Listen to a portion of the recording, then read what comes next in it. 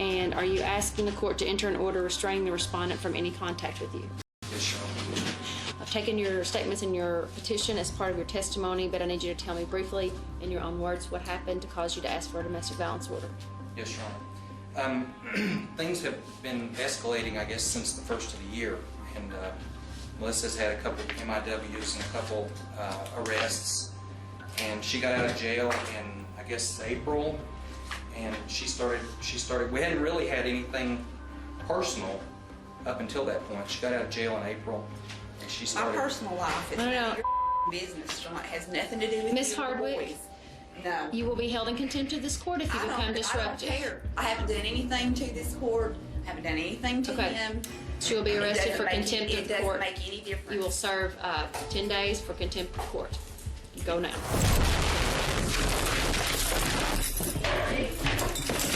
Get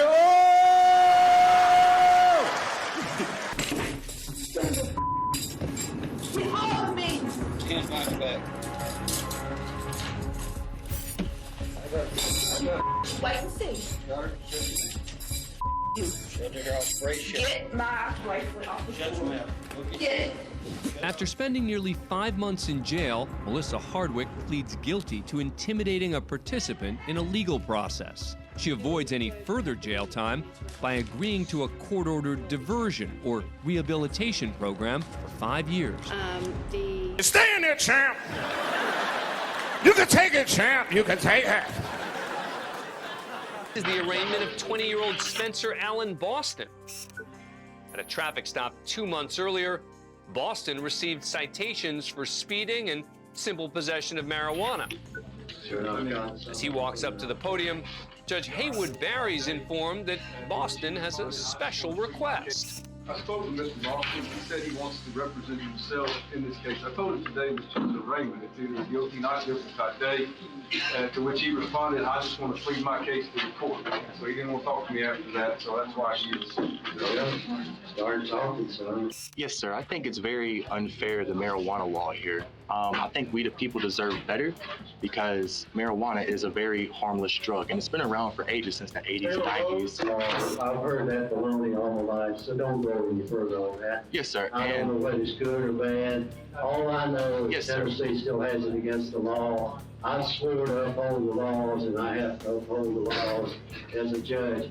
It probably is unfair, but I can't change it. You've got to go see the legislature to get that change. Yes, sir. And if you get it changed, Judge Barry quickly returns to the matter at hand. Now, if you want to plead guilty, you can today. But if you want a trial, we can give you a trial on the officer's date, which it's Officer Vincent. Officer Vincent? You want to fix trial date? Yeah, we can do that. That'd be fun, and then you make another speech. As the judge works with court employees to schedule a trial date, May 7th.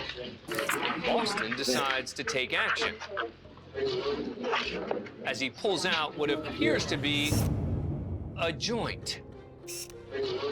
No one seems to notice until, shockingly, he lights up. And this time it's noticed immediately. Hey! We the people deserve better. Boston may have finally pleaded his case. Hey! We the people deserve better. But he's immediately taken away by the court officer. And Judge Barry gets the final word. Take you to jail. Slapping Boston with a disorderly conduct charge, as well as another charge of possession. Hello, family. Hope all is well. Smash that subscription button, smash that like button. Also, hit that notification button so you're notified when I post new content. Let's do it. These Karens. If not for them being totally annoying, it would be hilarious to run into some of these Karens.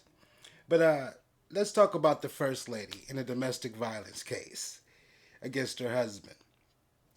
Now, that lady, after attacking the judge, attempted assault on the judge, she got 5 months in jail.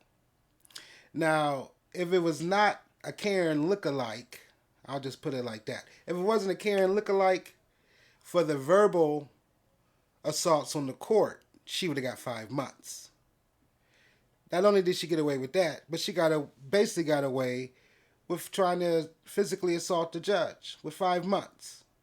Now, comment in the comment section. You got to comment and let me know what you think.